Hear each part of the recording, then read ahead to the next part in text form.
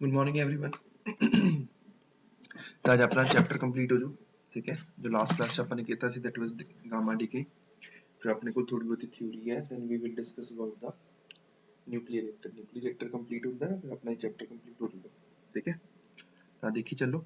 ਆਪਣੇ ਕੋਲ gamma DK ਕਰ ਲਿਆ ਸੀ ਕਿ ਜਿਸ ਮੂਵਮੈਂਟ ਤੇ ਅਲਫਾ ਜਾਂ ਬੀਟਾ ਪਾਰਟੀਕਲ ਨਿਊਕਲੀਅਸ ਤੋਂ ਐਮਿਟ ਹੁੰਦਾ ਹੈ ਤਾਂ ਉਹ ਰਸਤੇ ਵਿੱਚ ਇਲੈਕਟ੍ਰੋਨਸ ਨੂੰ ਜੰਪ ਕਰਾ ਦਿੰਦਾ, ਜਿਸ ਨਾਲ ਇਲੈਕਟ੍ਰੋਨ ਜੰਪ ਹੋ ਕੇ ਕਿੱਥੇ ਪਹੁੰਚ ਜਾਂਦੇ ਨੇ, ਹਾਇਰ ਆਰਬਿਟ 'ਚ ਪਹੁੰਚ ਜਾਂਦੇ ਨੇ। ਨਿਊਕਲੀਅਸ ਹੈ, ਆ ਆਰਬਿਟਸ ਨੇ। ਲੈਟਸ ਸੇ ਕੋਈ ਇਲੈਕਟ੍ਰੋਨ ਇੱਥੇ ਹੈ, ਜਦੋਂ ਅਲਫਾ ਪਾਰਟੀਕਲ ਨਾਲ ਸਟ੍ਰਾਈਕ ਕੀਤਾ ਬਾਹਰ ਜਾਂਦੇ ਜਾਂਦੇ ਇਹ ਉੱਪਰਲੇ ਹਾਇਰ ਆਰਬਿਟ 'ਚ ਜੰਪ ਕਰ ਗਿਆ, ਤਾਂ ਇਹ ਕਿਸ ਸਟੇਜ 'ਚ ਆ ਗਿਆ, ਨਿਊਕਲੀਅਸ ਆ ਗਿਆ ਆਪਣੇ ਕੋਲ ਐਕਸਾਈਟਿਡ ਸਟੇਟ 'ਚ ਆ ਗਿਆ। ਜਦੋਂ ਉਹ ਵਾਪਸ ਇਸੇ ਸਟੇਜ ਤੇ ਆਊਗਾ ਗਰਾਊਂਡ ਸਟੇਟ ਤੇ, ਤਾਂ ਜਿਹੜੀ એનર્ਜੀ ਐਮਿਟ ਕਰੂਗਾ ਦੈਟ ਵਿਲ ਲਾਈਨ ਗਾਮਾ ਰੇ ਰੀਜਨ। ਠੀਕ ਹੈ, ਤਾਂ ਜਦੋਂ ਇਹ ਐਮਿਟ ਕਰੂਗਾ ਗਾਮਾ ਰੇਜ਼, ਜਦੋਂ ਇਹ ਐਕਸਾਈਟਿਡ ਤੋਂ ਗਰਾਊਂਡ ਸਟੇਟ ਤੇ ਵਾਪਸ ਆਊਗਾ, ਤੇ ਆਪਣੇ ਕੋਲ ਇੱਕ ਸੀਗਾ ਕਿਊ value.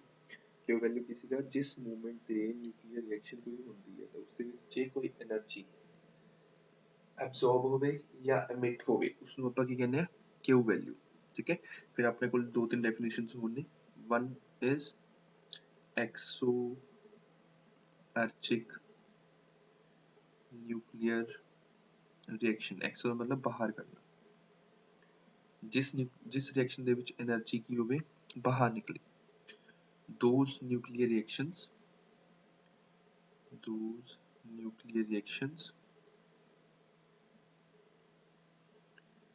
which release energy are called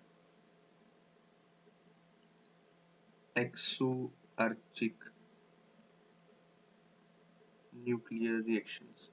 ठीक है, जिन्हें एनर्जी बाहर निकलती है ਉਹਨਾਂ ਨੂੰ ਕਹਿੰਦੇ ਆ exoergic nuclear reactions ਕਹਿੰਦੇ ਆ। ਇੱਕ ਹੁੰਦਾ endoergic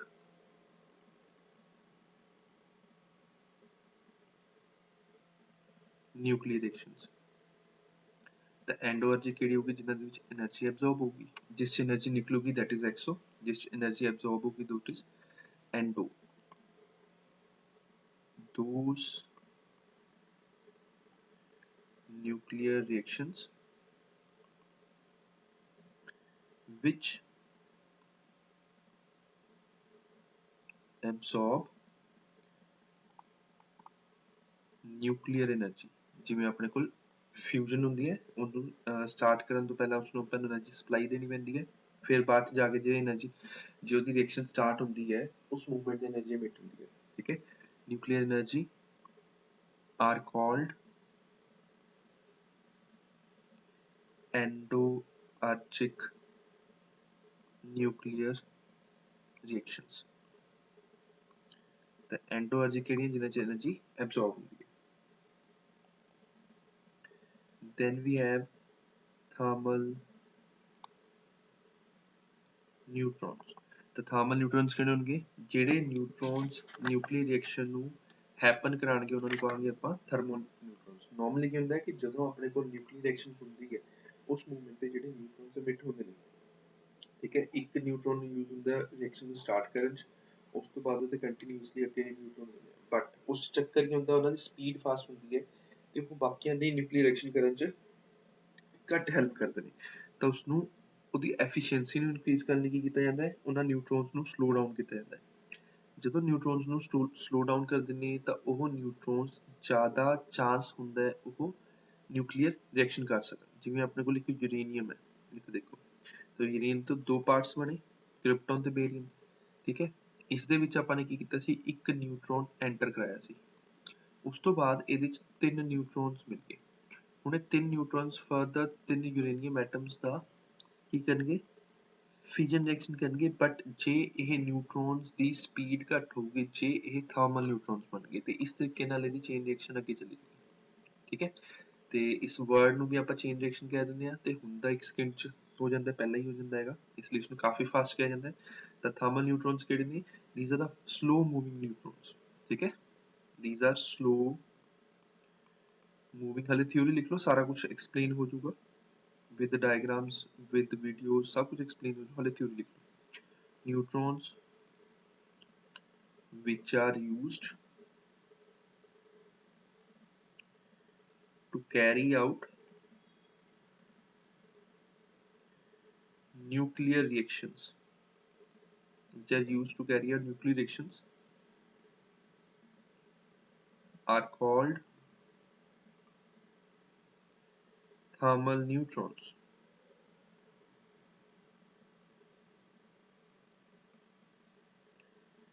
Their speed is around 2500 metre पर सेकंड, मतलब 2500 मीटर पर सेकंड है, फिर भी स्पीड स्लो है बिकॉज ਆਪਾਂ ਫਿਜ਼ਿਕਸ ਦੇ ਅਕੋਰਡਿੰਗ ਫਾਸਟ ਸਪੀਡ ਕਿਸ ਨੂੰ ਕਹਿੰਦੇ ਆ, ਜਿਹੜੀ ਲਾਈਟ ਦੀ ਸਪੀਡ ਦੇ ਕੰਪੈਰੀਬਲ ਹੁੰਦੀ ਹੈ, ਬਾਕੀ ਸਾਰੇ ਕੀ ਹੋ ਜਾਂਦੇ ਆਪਣੇ ਕੋਲ ਸਲੋ ਸਪੀਡ ਹੋ ਜਾਂਦੀ ਹੈ। ਠੀਕ ਹੈ, ਤੇ ਥਰਮਲ ਨਿਊਟਰੋਨਸ ਕਿਹੜੇ ਨੇ, ਜਿਹੜੇ ਨਿਊਟਰੋਨਸ ਨੂੰ ਆਪਾਂ ਯੂਜ਼ ਕਰਾਂਗੇ ਨਿਊਕਲੀਅਰ ਰਿਐਕਸ਼ਨਸ ਨੂੰ ਅਫੇਅਰ ਕਰਾਉਣ ਲਈ, ਤੇ ਉਹ ਕਿਹੜੇ ਹੋਣਗੇ, ਸਲੋ ਮੂਵਿੰਗ ਨਿਊਟਰੋਨਸ ਹੋਣਗੇ। ਤੇ ਸਪੀਡ ਅਪਰੋਕਸੀਮੇਟਲੀ ਹੋਊਗੀ 2500 ਦੇ ਨੇੜੇ ਤੇੜੇ ਮੀਟਰ ਪਰ ਸੈਕਿੰਡ।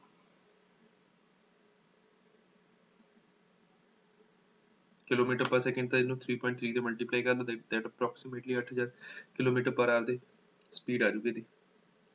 ਨੈਕਸਟ ਆਪਣੇ ਕੋਲ ਹੈ ਚੇਨ ਰਿਐਕਸ਼ਨ, ਜੋ ਹੁਣ ਮੈਂ ਡਿਸਕਸ ਕਰ ਰਿਹਾ ਸੀ। ਤਾਂ ਜਦੋਂ ਇੱਕ ਨਿਊਟਰੋਨ ਸਟ੍ਰਾਈਕ ਕਰਕੇ ਰਿਐਕਸ਼ਨ ਸਟਾਰਟ ਕਰਦਾ ਤਾਂ ਉਸ ਤੋਂ ਬਾਅਦ ਉਹਦੀ ਚੇਨ ਰਿਐਕਸ਼ਨ ਬਣਨੀ ਸਟਾਰਟ ਹੋ ਜਾਂਦੀ ਹੈ। ਠੀਕ ਹੈ, ਕਿਉਂਕਿ ਇੱਕ 3 ਨੂੰ ਡਿਵੈਲਪ ਕਰਦਾ, 3 ਤੋਂ 9 ਬਣਦੇ, 9 ਤੋਂ 27 ਬਣ ਜਾਂਦੇ ਨੇ। ਤਾਂ ਕਿਹੜੀ ਰਿਐਕਸ਼ਨਸ ਨੇ, those reactions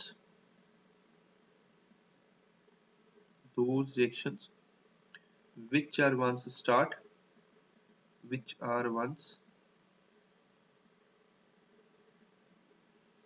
started continue to take place जब तक सारा का सारा मटेरियल यूटिलाइज नहीं हो जाता, till whole of the nuclear material is used up, whole of nuclear material is used up, जब तक सारा का सारा न्यूक्लियर मटीरियल यूज नहीं हो जाता उद तक यही रिएक्शन चली जूगी। इसनों इसलिए की कहने आप chain reaction. Next word we have reproduction factor, ये न्यूक्लियस सही है अपना न्यूट्रॉन वाला जिसमें आप कहते हैं। ठीक है, सिंबल वी हैव के। तो अपने कुल की है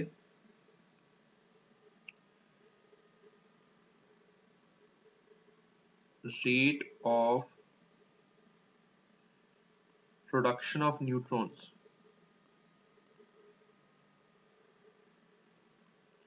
divide by rate ਦਾ ਬਣਦਾ speed, rate of loss of neutron। ਤਾਂ ਦੋਨਾਂ ਦੀ ਰੇਸ਼ੋ ਨੂੰ ਕੀ ਕਹਾਂਗੇ ਆਪਾਂ, ਦੋਨਾਂ ਦੀ ਰੇਸ਼ੋ ਨੂੰ ਵੀ ਕਾਲ S reproduction factor।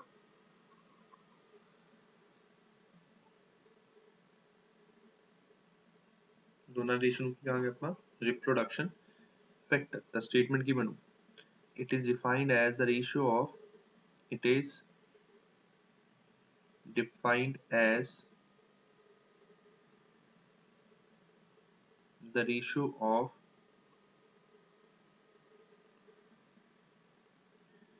production of neutrons to the rate of, मतलब rate आना चाहिए, rate of production of neutrons to the rate of loss of neutrons। ठीक है, तो इस रेशियो ਨੂੰ ਕੀ ਕਹਾਂਗੇ ਆਪਾਂ, रिप्रोडक्शन फैक्टर कहांगे। ਤਾਂ ਨਿਊਟਰੋਨਸ ਦਾ ਡਿਵੈਲਪ ਹੋਣਾ, ਜਨਰੇਟ ਹੋਣਾ, ਡਿਵਾਈਡ ਬਾਈ ਨਿਊਟਰੋਨਸ ਦਾ ਡਿਸਿਪੇਟ ਹੋਣਾ, ਖਤਮ ਹੋਣਾ, ਦੋਨਾਂ ਦੀ ਰੇਸ਼ੋ ਨੂੰ ਕੀ ਕਹਾਂਗੇ ਆਪਾਂ, रिप्रोडक्शन फैक्टर। मतलब अपने को 3 पॉसिबिलिटीज बन गया। फर्स्ट अपने को बनूंगा G if k less than 1 है, k less than 1 ਦਾ ਮਤਲਬ ਕੀ ਹੈ, ਬਣ ਘਟ ਰਹੇ ਨੇ, ਲॉस ਜ਼ਿਆਦਾ ਹੋ ਰਿਹਾ, ਤਾਂ ਇਸ ਕੇਸ ਦੇ ਵਿੱਚ ਕੀ ਹੋਊਗਾ, ਰਿਐਕਸ਼ਨ ਜ਼ਿਆਦਾ ਦੇਰ ਨਹੀਂ ਚੱਲੂਗੀ। ਠੀਕ ਹੈ, ਤਾਂ ਆਪਣੇ ਕੋਲ ਕੀ ਬਣੂਗਾ, it means rate of loss of neutrons is more than rate of production of neutrons, then rate of production of neutrons।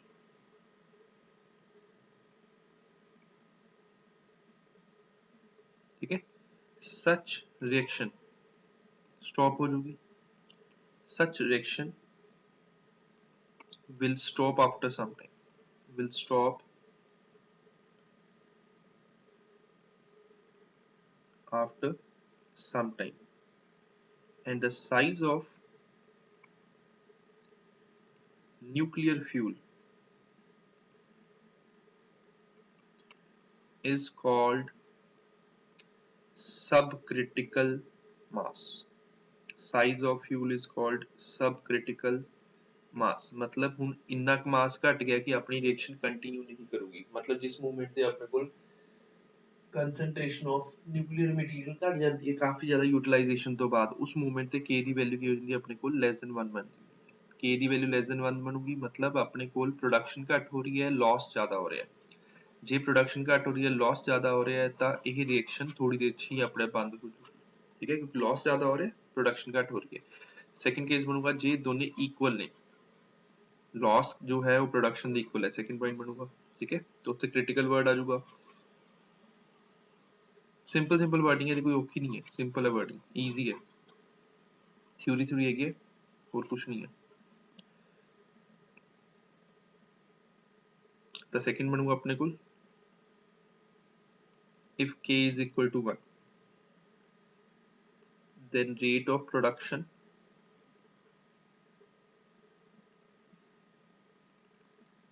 of neutrons equal हो जाऊगा, neutrons is equal to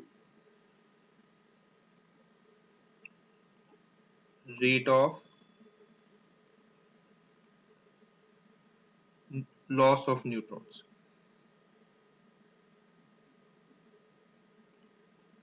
The size of nuclear is used, the size of nuclear fuel is used is called critical mass,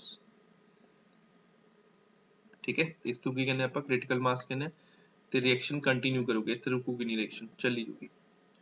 third ਆਪਣੇ ਕੋਲ ਕੀ ਆ ਜਾਊਗਾ if k is greater than 1 ਤਾਂ ਕੀ ਹੋ ਜਾਊਗਾ, it means production ਜ਼ਿਆਦਾ ਹੋ ਰਹੀ ਹੈ ਤੇ loss ਘੱਟ ਹੈ, it means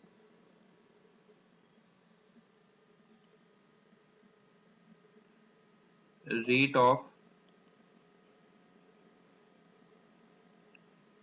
production of neutrons is more than rate of loss of neutrons। ਤਾਂ ਪ੍ਰੋਡਕਸ਼ਨ ਜ਼ਿਆਦਾ ਹੋਗੀ loss ਦੇ ਕੰਪੈਰੀਜ਼ਨ ਦੇ ਵਿੱਚ, ਠੀਕ ਹੈ।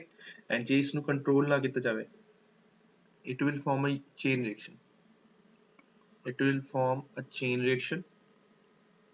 ਤੇ ਜੇ ਇਸ chain reaction ਨੂੰ ਆਪਾਂ ਨੇ ਕੰਟਰੋਲ ਨਹੀਂ ਕੀਤਾ ਤਾਂ it will result into a atomic bomb, ਠੀਕ ਹੈ। and if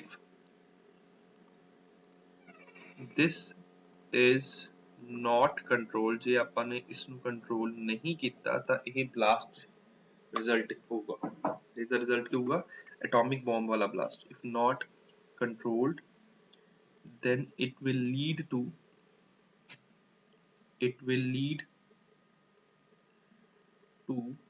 atom bomb, ठीक है। ਤਾਂ ਕੀ ਬਣ ਜੂ ਇਹ atomic bomb ਦੀ ਤਰ੍ਹਾਂ ਇਹ blast ਕਰੂਗਾ।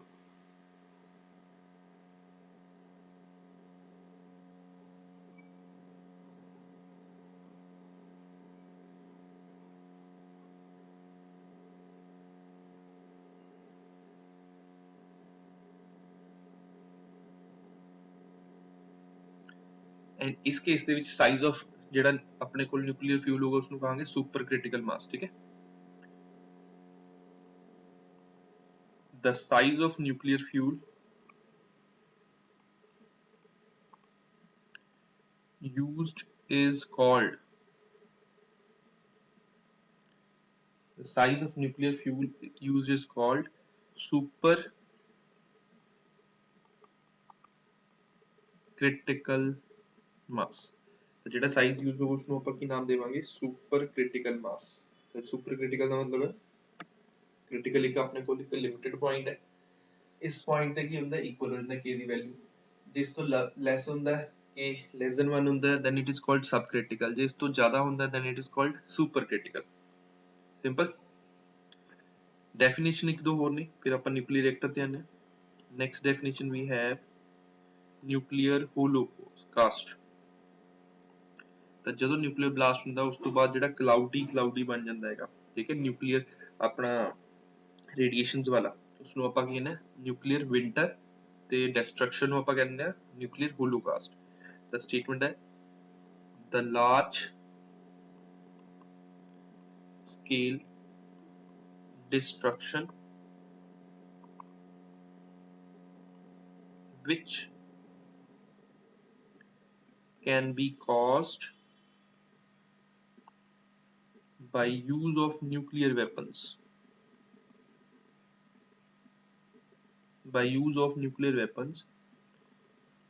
is called nuclear holocaust। ठीक है, ਤਾਂ ਨਿਊਕਲੀਅਰ ਹੋਲੋਕਾਸਟ ਕੀ ਹੈ, ਜਿਹੜੀ ਡਿਸਟਰਕਸ਼ਨ ਹੁੰਦਾ, ਇੱਕ ਹੁੰਦਾ ਨਿਊਕਲੀਅਰ ਵਿੰਟਰ, ਸ਼ਾਇਦ ਤੁਸੀਂ ਕਦੀ ਸੁਣਿਆ ਹੋਵੇ ਨਿਊਕਲੀਅਰ ਵਿੰਟਰ ਦਾ ਮਤਲਬ ਹੁੰਦਾ ਜਦੋਂ ਕਲਾਉਡੀ ਹੋ ਜਾਂਦਾ ਹੈਗਾ, ਠੀਕ ਹੈ। ਬਲਾਸਟ ਨਿਊਕਲੀਅਰ ਬਲਾਸਟ ਦਾ ਚੱਕਰ ਕੀ ਹੈ, ਇੱਕ ਵਾਰ ਤਾਂ ਜਿਹੜੀ ਡਿਸਟਰਕਸ਼ਨ ਹੋ ਗਈ ਉਸ ਤੋਂ ਬਾਅਦ ਉਹ ਜਗ੍ਹਾ ਸਰਵਾਈਵਲ ਵਾਸਤੇ ਫਿਜ਼ੀਬਲ ਨਹੀਂ ਹੁੰਦੀ। ਕਿਉਂ ਨਹੀਂ ਫਿਜ਼ੀਬਲ ਹੁੰਦੀ? ਬਿਕੋਜ਼ ਉੱਥੇ ਕੁਝ ਕਰ ਹੀ ਨਹੀਂ ਸਕਦੇ। ਉੱਥੇ ਜੇ ਆਪਾਂ ਦੇਖਾਂਗੇ ਕਿ 30 ਜਾਂ 40,000 ਈਅਰਸ ਤੋਂ ਬਾਅਦ ਜਾ ਕੇ ਉੱਥੇ ਉਹਦੇ ਰੇਡੀਏਸ਼ਨ ਦਾ ਇਫੈਕਟ ਖਤਮ ਹੋਊਗਾ, ਫਿਰ ਜਾ ਕੇ ਉਹ ਹੈਬਿਟੇਬਲ ਹੁੰਦੀ ਹੈ, ਅਦਰਵਾਈਜ਼ ਉੱਥੇ ਸਾਰੀ ਲਾਈਫ ਜਿਹੜੀ ਹੁੰਦੀ ਹੈ ਖਤਮ ਹੋਣੀ ਸਟਾਰਟ ਹੋ ਜਾਂਦੀ ਹੈ, ਠੀਕ ਹੈ। ਤਾਂ ਨਿਊਕਲੀਅਰ ਵਿੰਟਰ ਕੀ ਹੈ ਆਪਣੇ ਕੋਲ, the radiation clouds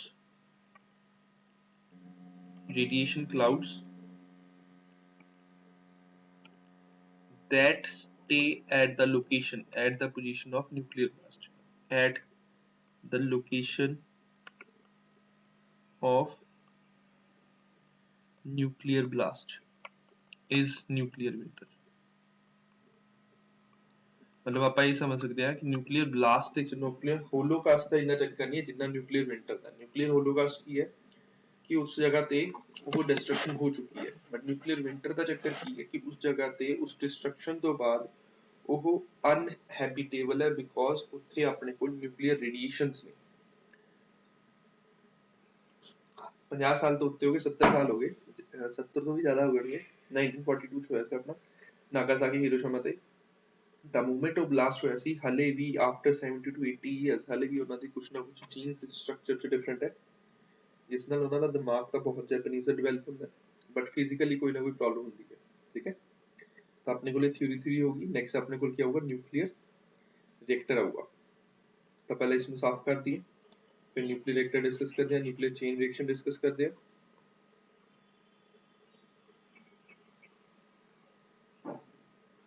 जिसका नहीं हुआ भाई पॉज करके नोट कर लो, अगेन कहूंगा मैं।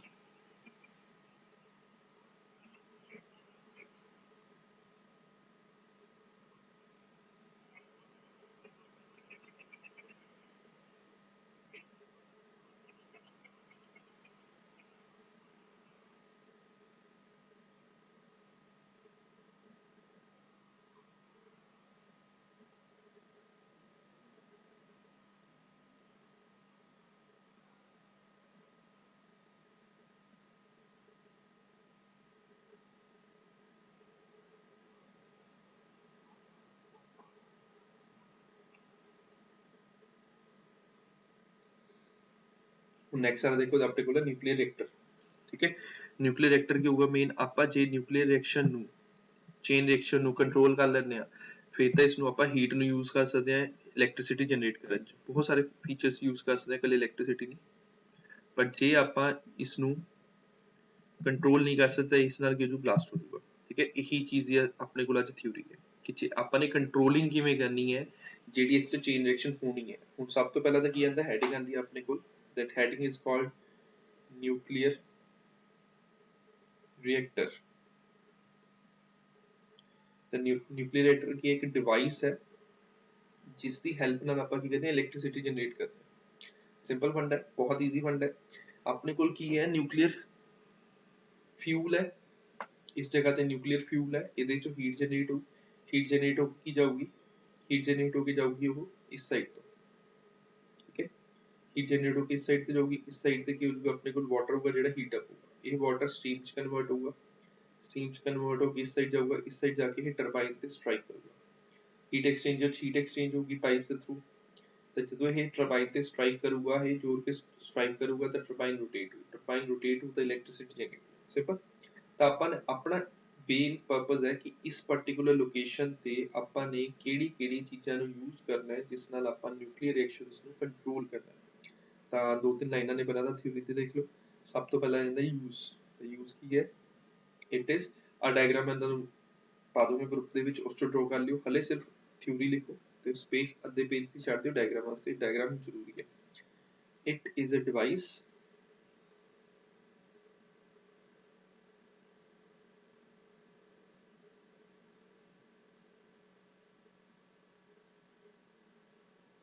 ਕੀ ਹੋ ਗਿਆ ਇਹਨੂੰ,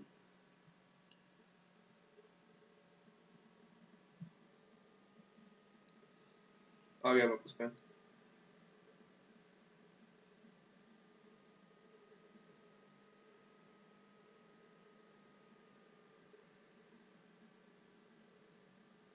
It is a device which is used to convert nuclear energy into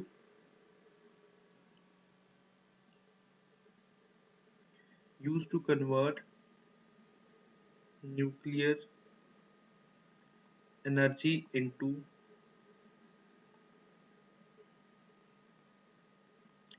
electric energy. Line ਚ ਹੋ ਗਿਆ, ਠੀਕ ਹੈ। ਤਾਂ ਇਹ ਡਿਵਾਈਸ ਹੈ ਜਿਸ ਨੂੰ ਆਪਾਂ ਯੂਜ਼ ਕਰਾਂਗੇ ਨਿਊਕਲੀਅਰ એનર્ਜੀ ਨੂੰ ਇਲੈਕਟ੍ਰੀਕਲ એનર્ਜੀ ਚ ਕਨਵਰਟ ਕਰਨ ਲਈ। नेक्स्ट क्या है, प्रिंसिपल ऑफ वर्किंग, किस प्रिंसिपल ऑफ वर्किंग दिया, nuclear fission. It is based on the nuclear fission, जिससे यूरेनियम टूटता है बेरियम ਤੇ ਕ੍ਰਿਪਟੋਨ ਦੇ ਵਿੱਚ। ਤਾਂ ਰਿਐਕਸ਼ਨ ਕੀ ਆਂਦੀ ਹੈ, ਯੂਰੇਨੀਅਮ ਹੈ 92 235, ਇਸ ਦੇ ਵਿੱਚ ਆਪਾਂ ਨੇ ਇੱਕ ਨਿਊਟ੍ਰੋਨ ਸਟ੍ਰਾਈਕ ਕਰਾਇਆ ਜਿਸ ਨੂੰ ਆਪਾਂ ਥਰਮਲ ਨਿਊਟ੍ਰੋਨ ਕਹਾਂਗੇ।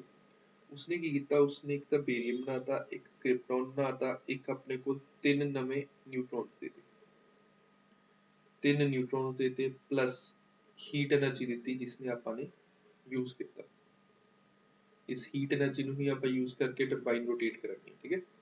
ਬੇਰੀਅਮ ਦਾ ਆਪਣੇ ਕੋਲ ਹੁੰਦਾ 56 141, ਇਹ ਹੁੰਦਾ 3692, ਇਹ ਯਾਦ ਰੱਖਣਾ ਪਊਗਾ।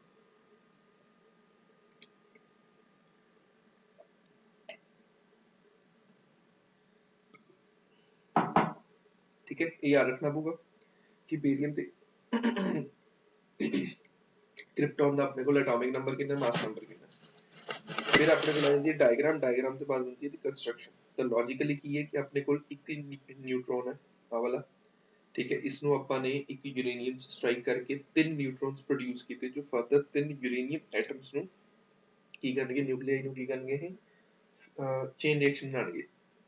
ਬਟ ਆਪਾਂ ਨੇ ਕੀ ਕਰਨਾ ਹੈ, ਜਿਹੜੇ ਇਹ ਤਿੰਨ ਨਿਊਟ੍ਰੋਨਸ ਨਿਕਲੇ ਨੇ ਇਹ ਇੰਨੇ ਫਾਸਟ ਹੁੰਦੇ ਨੇ ਕਿ ਉਹ ਸਪੀਡ ਤੇ ਪਿਕ ਕਰਦੇ ਨੇ ਐਂਡ ਉਹ ਨਿਊਕਲੀਅਰ ਐਕਸ਼ਨ ਕਰਨ ਦੇ ਘੱਟ ਏਬਲ ਨੇ। ਤਾਂ ਆਪਾਂ ਨੇ ਕੀ ਕਰਨਾ, ਇਸ ਨੂੰ ਆਪਾਂ ਨੇ ਇਹਨਾਂ ਨੂੰ ਸਲੋ ਡਾਊਨ ਕਰਨਾ। ਸਲੋ ਡਾਊਨ ਕਿਸ ਨਾਲ ਕਰਾਂਗੇ, ਆਪਾਂ ਸਲੋ ਡਾਊਨ ਕਰਾਂਗੇ ਉਸਨੂੰ D2O ਹੈਵੀ ਵਾਟਰ ਨਾਲ ਸਟ੍ਰਾਈਕ ਕਰਾਂਗੇ, ਠੀਕ ਹੈ।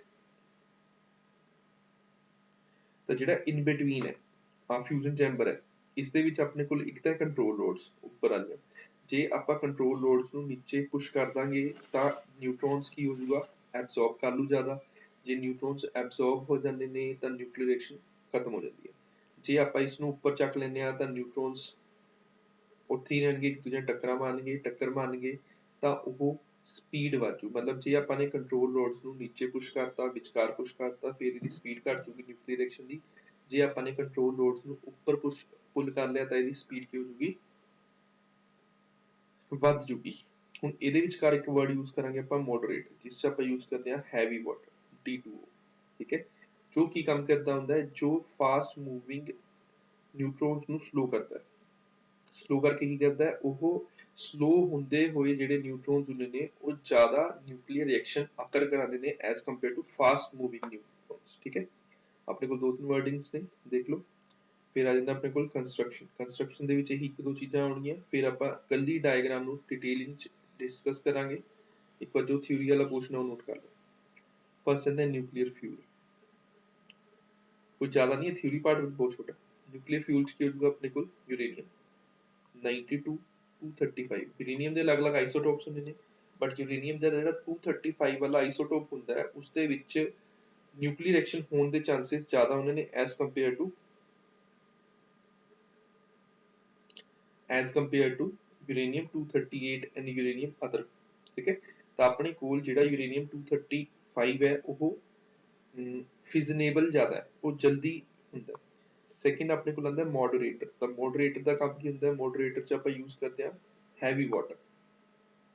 ਹੈਵੀ ਵਾਟਰ ਕੀ ਹੈ? D2O, ਡਿਊਟੇਰੀਅਮ ਵਾਲਾ। ਤਾਂ ਇਹ ਕੀ ਕੰਮ ਕਰਦਾ ਹੈ? ਇਹ ਸਲੋ ਡਾਊਨ ਕਰਦਾ ਨਿਊਟਰੋਨਸ ਨੂੰ। ਠੀਕ ਹੈ, ਤੇ ਇਸ ਚ ਆਪਾਂ ਗ੍ਰੇਫਾਈਟ ਜਾਂ ਫਿਰ D2O ਯੂਜ਼ ਕਰਦੇ ਹਾਂ, ਉਹ D2O, ਗ੍ਰੇਫਾਈਟ ਔਰ D2O।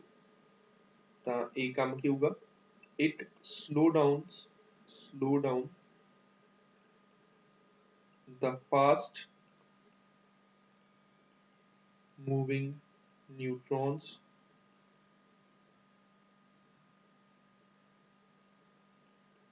to make them fissionable, so that ਉਹ ਫਿਜ਼ਨੇਬਲ ਬਣਦੇ ਨੇ, ਉਹ ਜ਼ਿਆਦਾ ਚਾਂਸ ਹੈ ਉਹਨਾਂ ਦਾ ਉਸਨੂੰ ਕਰਨ ਦਾ। ਤੇ ਆਪਣੇ ਕੋਲ ਕੀ ਹੁੰਦਾ? ਜਦੋਂ ਇੱਥੇ ਹੀਟ ਐਕਸਚੇਂਜ ਹੋਗੀ, ਹੀਟ ਮਤਲਬ ਨਿਕਲੀ ਹੈ, ਇਹਨਾਂ ਚੋਂ ਹੀਟ ਨਿਕਲੀ ਹੈ ਤਾਂ ਇੱਥੋਂ ਹੀਟ ਜਾਊਗੀ, ਕਿਉਂਕਿ ਜਿਹੜੇ ਪੰਪ ਲੱਗੇ ਹੋਏ ਨਾ, ਪੰਪ ਫਲੋ ਕਰਾਊਗਾ। ਤਾਂ ਇਸ ਜਗ੍ਹਾ ਤੋਂ ਆਪਣੇ ਕੋਲ ਲਿਕੁਇਡ ਸੋਡੀਅਮ ਹੁੰਦਾ ਜਾਂ ਵਾਟਰ ਹੁੰਦਾ। ਤਾਂ ਆਪਣੇ ਕੋਲ ਇਸ ਚੋਂ ਲਿਕੁਇਡ ਨੂੰ ਪੰਪ ਕੀਤਾ ਜਾਂਦਾ, ਤਾਂ ਪੰਪ ਰੋਟੇਟ ਹੁੰਦਾ, ਲਿਕੁਇਡ ਇੱਥੇ ਆਉਂਦਾ। ਤਾਂ ਇਸ ਪਾਰਟਿਕੂਲਰ ਲੋਕੇਸ਼ਨ ਤੇ ਹੀਟ ਐਕਸਚੇਂਜ ਹੁੰਦੀ ਹੈ। ਹੀਟ ਐਕਸਚੇਂਜ ਕੀ ਹੁੰਦੀ ਹੈ? ਜਿਹੜਾ ਇੱਥੇ ਪਾਣੀ ਹੁੰਦਾ ਉਹ ਇਹਨਾਂ ਲੋਹੇ ਦੀਆਂ ਪਾਈਪਸ ਤੋਂ, ਮਤਲਬ ਮੈਟਲ ਦੀਆਂ ਪਾਈਪਸ ਤੋਂ ਹੀਟ ਐਬਜ਼ੌਰਬ ਕਰਦਾ ਹੈ। ਹੀਟ ਐਬਜ਼ੌਰਬ ਕਰਕੇ ਉਹ ਸਟੀਮ ਚ ਕਨਵਰਟ ਹੁੰਦਾ। ਸਟੀਮ ਚ ਕਨਵਰਟ ਹੋ ਕੇ ਉੱਪਰਲੇ ਸਾਈਡ ਤੋਂ ਜਾ ਕੇ ਉਹ, ਕਿਉਂਕਿ ਜਿਹੜੀ ਆਪਣੇ ਕੋਲ ਸਟੀਮ ਹੁੰਦੀ ਹੈ ਉਹ ਗੈਸਿਅਸ ਸਟੇਟ ਜਾਂਦੀ ਹੈ, ਉਹ ਟਰਬਾਈਨ ਤੋਂ ਮੂਵ ਕਰਦੀ ਹੈ। ਟਰਬਾਈਨ ਨੂੰ ਟੱਕਰ ਮਾਰੂ ਤਾਂ ਟਰਬਾਈਨ ਰੋਟੇਟ ਹੋਊ। ਜਦੋਂ ਟਰਬਾਈਨ ਰੋਟੇਟ ਹੋਊ ਤਾਂ ਇਲੈਕਟ੍ਰਿਸਿਟੀ ਜਨਰੇਟ ਹੋਊਗੀ। ਤਾਂ ਉਹ ਸਟੀਮ ਪਾਣੀ ਬਣ ਕੇ ਨੀਚੇ ਆਉਂਦਾ। ਨੀਚੇ ਆਉਂਦਾ, ਉਸਨੂੰ ਕੀ ਕੀਤਾ ਜਾਂਦਾ? Cold water. ਇਸ ਲਈ ਜਿੰਨੇ ਵੀ ਨਿਊਕਲੀਅਰ ਪਾਵਰ ਪਲਾਂਟਸ ਨੇ ਉਹ ਸਾਰੇ ਦਰਿਆ ਦੇ ਕੰਢੇ ਨੇ, ਜਿੱਥੇ ਆਪਾਂ ਨੂੰ ਪਾਣੀ ਬਹੁਤ ਜ਼ਿਆਦਾ ਐਕਸੈਸ ਚ ਚਾਹੀਦਾ। ਤਾਂ ਜਿਹੜੀ ਸਟੀਮ ਇੱਥੇ ਹੋਊਗੀ ਉਹਨੂੰ ਠੰਡਾ ਕਰਾਂਗੇ। ਧਿਆਨ ਨਾਲ ਦੇਖੋ, ਕੋਲਡ ਵਾਟਰ ਐਂਟਰ ਹੋ ਰਿਹਾ, ਐਂਟਰ ਕਰਕੇ ਵਾਪਸ ਆ ਰਿਹਾ, ਤੇ ਕੰਡੈਂਸਰ ਦਾ ਕੰਮ ਕਰ ਰਿਹਾ। ਉਹ ਪਾਣੀ ਇੱਥੇ ਜਾਊਗਾ, ਦੁਬਾਰਾ ਜਾ ਕੇ ਦੁਬਾਰਾ ਹੀਟ ਚ ਕਨਵਰਟ ਹੋਊਗਾ, ਹਾਈ ਪ੍ਰੈਸ਼ਰ ਤੇ ਫੇਸ ਸਟ੍ਰਾਈਕ ਕਰੂਗਾ। ਇਸ ਸਾਈਡ ਵੀ ਪੰਪ ਲੱਗਾ ਹੋਇਆ ਜਿਹੜਾ ਕੀ ਕਰ ਰਿਹਾ? ਉਹ ਲਿਕੁਇਡ ਕੂਲੈਂਟ ਨੂੰ ਰੋਟੇਟ ਕਰਾ ਰਿਹਾ। ਠੀਕ ਹੈ, ਜਿਹੜਾ ਇੱਥੇ ਹੀਟ ਐਕਸਚੇਂਜ ਕਰਾ ਰਿਹਾ। ਇੱਕ ਕੰਟਰੋਲ ਰੋਡਸ ਹੋ ਗਿਆ, ਸ਼ੀਲਡਿੰਗ ਹੋ ਗਈ, ਸੋ ਦੈਟ ਜਿਹੜਾ ਇਹਦਾ ਰੇਡੀਏਸ਼ਨ ਦਾ ਬਾਹਰ ਨਾਲ ਕੰਕਰੀਟ ਦੀਆਂ ਹੁੰਦੀਆਂ ਨੇ। ਫਿਜ਼ਨ ਚੈਂਬਰ ਹੋ ਗਿਆ, ਜਿਸ ਦੇ ਵਿੱਚ ਆਪਣੇ ਕੋਲ ਨਿਊਕਲੀਅਰ ਮਟੀਰੀਅਲ ਫਿਲ ਕੀਤਾ ਹੋਇਆ। ਆਹ ਵਾਲਾ ਨਿਊਕਲੀਅਰ ਮਟੀਰੀਅਲ ਹੈ, ਜਿਸ ਦੇ ਵਿੱਚ ਆਪਣੇ ਕੋਲ ਫਿਊਲ ਰੋਡਸ ਕਹਿੰਦੇ ਇਹਨਾਂ ਨੂੰ। ਠੀਕ ਹੈ, ਇਹਨਾਂ 'ਚ ਆਪਣੇ ਕੋਲ ਕੀ ਹੁੰਦਾ ਹੈਗਾ? ਇੱਕ ਨਿਊਟਰੋਨ ਸਟ੍ਰਾਈਕ ਕਰਾ ਕੇ ਛੱਡ ਦਿੰਦੇ ਆ, ਜਿਸ ਨਾਲ ਉਹ ਕੰਟੀਨਿਊਸਲੀ ਫਰਦਰ ਚੱਲਦਾ। ਜੇ ਕੰਟਰੋਲ ਰੋਡਸ ਹੁੰਦੀਆਂ ਨੇ ਆਪਣੇ ਕੋਲ, ਕੰਟਰੋਲ ਰੋਡਸ ਕਿਹਦੀਆਂ ਹੁੰਦੀਆਂ ਨੇ? ਕੈਡਮੀਅਮ ਤੇ ਬੋਰੋਨ ਦੀਆਂ ਹੁੰਦੀਆਂ ਨੇ। ਇਹ ਕੀ ਕਰ ਸਕਦੇ ਨੇ? ਇਹ ਨਿਊਟਰੋਨਸ ਨੂੰ ਐਬਜ਼ੌਰਬ ਕਰ ਸਕਦੇ ਨੇ। ਜੇ ਕੈਡਮੀਅਮ ਜਾਂ ਬੋਰੋਨ ਕੰਟਰੋਲ ਰੋਡਸ ਨੇ ਜ਼ਿਆਦਾ ਨਿਊਟਰੋਨਸ ਐਬਜ਼ੌਰਬ ਕਰ ਲਏ ਤਾਂ ਨਿਊਕਲੀਅਰ ਰਿਐਕਸ਼ਨ ਹੋ ਜੂਗੀ। ਜੇ ਘੱਟ ਕੀਤੇ ਤਾਂ ਨਿਊਕਲੀਏਸ਼ਨ ਫਾਸਟ ਹੋ ਜੂਗੀ। ਇਸੇ ਲਈ ਜੇ ਆਪਾਂ ਕੰਟਰੋਲ ਰੋਡਸ ਨੂੰ ਨੀਚੇ ਪੁਸ਼ ਕਰਦੇ ਹਾਂ ਤਾਂ ਉਹ ਕੀ ਕਰਦਾ ਹੈਗਾ? ਨੀਚੇ ਪੁਸ਼ ਕਰਨ ਤੇ ਉਹ ਰਿਐਕਸ਼ਨ ਨੂੰ ਸਲੋ ਕਰ ਦਿੰਦਾ ਹੈ। ਜੇ ਇਸ ਨੂੰ ਬਾਹਰ ਕੱਢਦੇ ਹਾਂ ਤਾਂ ਉਹ ਰਿਐਕਸ਼ਨ ਨੂੰ ਫਾਸਟ ਕਰ ਦਿੰਦਾ। ਠੀਕ ਹੈ, ਸੀ ਪਾਰਟ ਆਪਣੇ ਕੋਲ ਹੁੰਦਾ ਕੂਲੈਂਟ। ਤਾਂ ਕੂਲੈਂਟ ਦਾ ਕੰਮ ਕੀ ਹੁੰਦਾ ਹੈਗਾ? ਕਿ ਹੀਟ ਨੂੰ ਲੈ ਕੇ ਜਾਣਾ ਹੀਟ ਐਕਸਚੇਂਜਰ ਦੇ ਵਿੱਚ। ਠੀਕ ਹੈ, ਤਾਂ ਆਪਣੇ ਕੋਲ ਕੀ ਬਣਦਾ? ਟੂ ਟੇਕ ਅਵੇ the heat produced, and जब तक डायग्राम तुसी खुद ड्रॉ नहीं करोगे, heat produced inside the nuclear reaction, inside the nuclear reaction, inside the nuclear reaction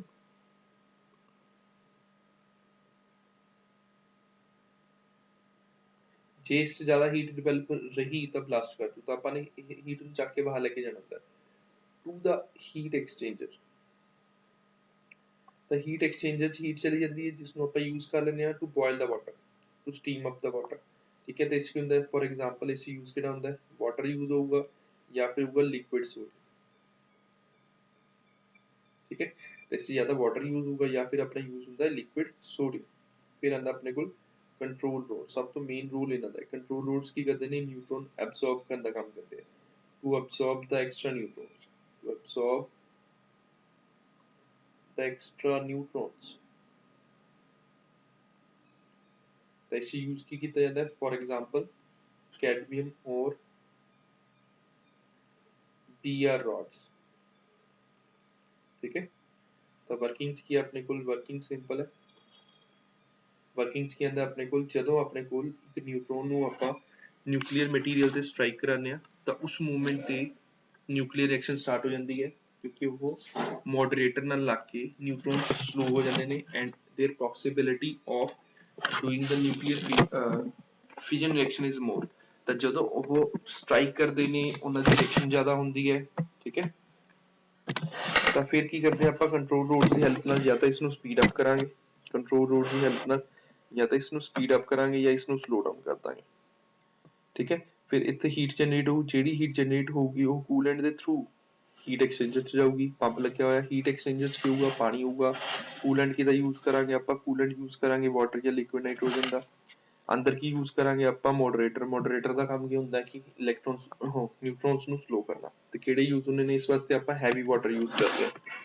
ਠੀਕ ਹੈ, ਤੇ ਜਦੋਂ ਇੱਥੇ ਹੀਟ ਐਕਸਚੇਂਜਰ ਦੇ ਵਿੱਚ ਲਿਕੁਇਡ ਮੂਵ ਕਰਦਾ ਹੈ, ਲਿਕੁਇਡ ਸੋਡੀਅਮ ਮੂਵ ਕਰਦਾ ਜਾਂ ਵਾਟਰ ਮੂਵ ਕਰਦਾ, ਤਾਂ ਉਹ ਹੀਟ ਐਕਸਚੇਂਜ ਕਰਦਾ ਵਿਦ ਦਾ ਵਾਟਰ। ਤਾਂ ਇੱਥੇ ਵਾਟਰ ਕੀ ਕਰਦਾ, ਸਟੀਮ ਚ ਕਨਵਰਟ ਹੁੰਦਾ ਹੈ। ਸਟੀਮ ਜਿਹੜੀ ਹੁੰਦੀ ਹੈ ਹਾਈ ਪ੍ਰੈਸ਼ਰ ਤੇ ਉਸਨੂੰ ਆਪਾਂ ਟਰਬਾਈਨ ਤੇ ਰੋਟੇਟ ਸਟ੍ਰਾਈਕ ਕਰਾਉਂਦੇ ਹਾਂ, ਜਿਸ ਨਾਲ ਉਹ ਟਰਬਾਈਨ ਰੋਟੇਟ ਹੋ ਕੇ ਇਲੈਕਟ੍ਰਿਸਿਟੀ ਜਨਰੇਟ ਕਰਦੀ ਹੈ। ਉਹੀ ਸਟੀਮ ਨੂੰ ਆਪਾਂ ਨੇ ਕੂਲੈਂਟ ਕਰਕੇ, ਕੂਲ ਕਰਕੇ, ਜਿਹੜਾ ਬਾਹਰੋਂ ਨਹਿਰਾਂ ਤੋਂ ਪਾਣੀ ਆਉਂਦਾ ਉਸ ਨਾਲ ਕੂਲ ਕਰਕੇ ਵਾਪਸ ਆਪਾਂ ਨੇ ਹੀਟ ਐਕਸਚੇਂਜਰ ਚ ਲੈ ਕੇ ਜਾਣਾ ਹੁੰਦਾ। ਤੇ ਪੂਰੇ ਪ੍ਰੋਸੈਸ ਦੇ ਵਿੱਚ ਆਪਾਂ ਨੇ ਕੀ ਕਰਨਾ ਹੁੰਦਾ, ਮੇਨ ਕੰਟਰੋਲਿੰਗ ਮੇਨ ਹੁੰਦਾ ਕਿ ਨਿਊਕਲੀਅਰ ਇਸ ਚੀਜ਼ ਨੂੰ ਕੰਟਰੋਲ ਕਰਨਾ ਹੈ ਸੋ ਦੈਟ ਇਥੋਂ ਰੇਡੀਏਸ਼ਨਸ ਨਾ ਬਾਹਰ ਨਿਕਲਣ। ਠੀਕ ਹੈ, ਹੋਪ ਸੋ ਤੁਹਾਡਾ ਨੋਟ ਹੋ ਗਿਆ ਹੋਊਗਾ। ਹੁਣ ਮੈਂ ਤੁਹਾਨੂੰ ਐਨੀਮੇਸ਼ਨਸ ਵਗੈਰਾ ਦਿਖਾ ਦਿੰਦਾ। ਠੀਕ ਹੈ, मैंने फिगर आउट ਕੀਤੇ ਸੀ, ਮੈਨੂੰ ਮਿਲ ਗਿਆ ਸੀ ਇੱਕ ਦੋ, ਤੇ ਗਰੁੱਪ ਦੇ ਵਿੱਚ ਮੈਂ ਵੀਡੀਓ ਪਾ ਦੂੰਗਾ। You will get completely understand all these things, ਸਾਰਾ ਕੁਝ ਸਮਝ ਆ ਜਾਊਗਾ। ਤਾਂ ਆਪਣੇ ਕੋਲ ਇਹ ਤਾਂ ਵੀ ਡਾਇਗਰਾਮ ਹੋ ਗਈ ਜੋ ਡਿਸਕਸ ਕੀਤੇ ਸੀ ਆਪਾਂ ਨੇ। ਜਿਪ ਫਾਈਲ ਦੇਖ ਲਓ, ਇਹ ਤਾਂ ਨਿਊਕਲੀਅਰ ਰਿਐਕਸ਼ਨ ਸਟਾਰਟ ਕਿਵੇਂ ਹੁੰਦੀ ਹੈ ਉਹ ਚੀਜ਼ ਹੈ ਪ੍ਰੈਕਟੀਕਲੀ। ਤੇ ਸਭ ਤੋਂ ਵਧੀਆ ਤਾਂ ਆਹ ਵਾਲੀ ਡਾਇਗਰਾਮ ਹੈ। ਠੀਕ ਹੈ, ਜਿਹਦੇ ਵਿੱਚ ਕੀ ਹੁੰਦਾ ਆਪਾਂ ਨੂੰ, ਜੇ ਤੁਹਾਨੂੰ ਵਿਜ਼ੀਬਲ ਹੋ ਰਿਹਾ ਤਾਂ ਜਿਵੇਂ ਇਹ ਨਿਊਟਰੋਨਸ ਪ੍ਰੋਡਿਊਸ ਹੋ ਰਹੇ ਨੇ ਲਿਕੁਇਡ ਦੇ ਵਿੱਚ, ਤਾਂ ਸਟ੍ਰਾਈਕ ਕਰਨਗੇ, ਸਟ੍ਰਾਈਕ ਕਰਕੇ ਤਿੰਨ ਐਵੇਂ ਚੇਨ ਰਿਐਕਸ਼ਨ ਚੱਲੂਗੀ, ਵਿੱਚ ਆਪਾਂ ਜੇ ਕੰਟਰੋਲ ਰੋਡਸ ਪਾ ਦਾਂਗੇ ਤਾਂ ਉਹ ਕੰਟਰੋਲ ਹੋ ਜਾਊਗਾ। ਠੀਕ ਹੈ, ਹੋਰ ਇਸ ਚ ਕੁਝ ਡਾਇਗਰਾਮ ਸੀਗੀਆਂ, ਆ ਇਸ ਚ ਵਰਕਿੰਗ ਹੈ, ਧਿਆਨ ਨਾਲ ਦੇਖੋ। ਇਹ ਆਪਣੇ ਕੋਲ ਕੀ ਹੈ, ਰਿਐਕਟਰ ਹੈ, ਕੰਟਰੋਲ ਰੋਡਸ ਵੀ ਨਾਲ ਹੀ ਨੇ, ਰਿਐਕਟਰ ਹੈ। ਰਿਐਕਟਰ ਚੋਂ ਜਦੋਂ ਗਰਮ ਹੋਇਆ, ਗਰਮ ਹੋ ਕੇ ਉੱਪਰ ਜਾਊ, ਉੱਪਰ ਜਾ ਕੇ ਟਰਬਾਈਨ ਨੂੰ ਸਟ੍ਰਾਈਕ ਕਰੂ, ਟਰਬਾਈਨ ਨੂੰ ਸਟ੍ਰਾਈਕ ਕਰਕੇ ਉਹ ਨੀਚੇ ਆ ਜਾਊਗਾ, ਨੀਚੇ ਆ ਕੇ ਉਸਨੂੰ ਕੀ ਕੀਤਾ ਜਾਊਗਾ, ਸਟੀਮ ਤੋਂ ਪਾਣੀ ਚ ਕਨਵਰਟ ਕੀਤਾ ਜਾਊਗਾ ਐਂਡ ਉਹ ਕੂਲੈਂਟ ਦਾ ਕੰਮ ਕਰੂ। ਸਭ ਤੋਂ ਬੇਸਿਕ ਫੰਕਸ਼ਨੈਲਿਟੀ ਇਹ ਇਸ ਡਾਇਗਰਾਮ ਦੇ ਵਿੱਚ ਹੈ ਕਿ ਇਸ ਹੀਟ ਐਕਸਚੇਂਜਰ ਨੇ ਕੀ ਕਰਨਾ, ਸਿਰਫ ਹੀਟ ਨੂੰ ਚੇਂਜ ਕਰਨਾ ਹੈ। ਨਿਊਕਲੀਅਰ ਰਿਐਕਟਰ ਨੇ ਕੀ ਕਰਨਾ, ਹੀਟ ਨੂੰ ਜਨਰੇਟ ਕਰਨਾ ਹੈ। ਤਾਂ ਆਪਣੇ ਕੋਲ ਵੈਸੇ ਇਨਸਾਈਡ ਇਸ ਟਾਈਪ ਦਾ ਹੁੰਦਾ ਹੈ। ਠੀਕ ਹੈ, ਆਈ ਡੋਂਟ ਨੋ ਕਿ ਇਸ ਕੀ ਦਿਖੂਗਾ। ਇਹ ਆਪਣੇ ਕੋਲ ਕੀ ਹੈਗਾ, ਨਿਊਕਲੀਅਰ ਰਿਐਕਸ਼ਨ ਵਾਲਾ ਇਨਸਾਈਡ ਹੈ, 3D ਵਿਜ਼ਨ ਹੈ। ਇਹ वीडियो दो तीन दिखा दूंगा, you will get to know. और कुछ नहीं है इससे खासा।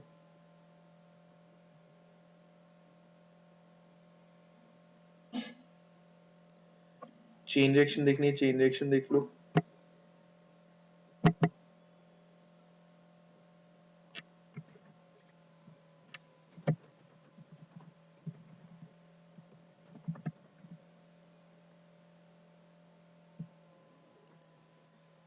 ਆ ਦੇਖੋ ਧਿਆਨ ਨਾਲ, ਹੁਣ ਤੁਹਾਨੂੰ ਸਮਝ ਆਊਗਾ। ਇੱਕ ਦੇ ਵਿੱਚ ਆਪਣੇ ਕੋਲ ਨਿਊਟਰੋਨ ਸਟ੍ਰਾਈਕ ਕਰੂ, ਉਹ 3 ਪ੍ਰੋਡਿਊਸ ਹੋਣਗੇ, 3 ਤੋਂ 9। ਆ ਦੇਖੋ ਹੋ ਗਿਆ, ਹਰ ਇੱਕ ਚ ਟੁੱਟਣੇ ਸਟਾਰਟ ਹੋ ਗਏ।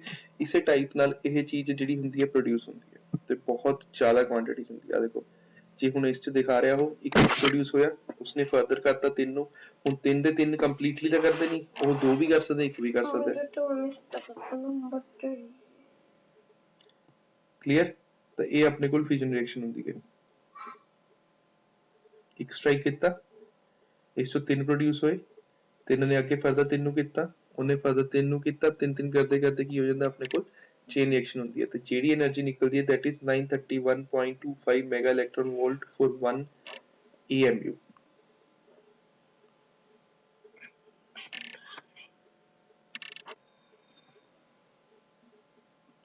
ਹੋਪ ਤੁਹਾਨੂੰ ਆ ਚੀਜ਼ ਕਲੀਅਰ ਹੋ ਗਈ ਹੋਊਗੀ, ਠੀਕ ਹੈ।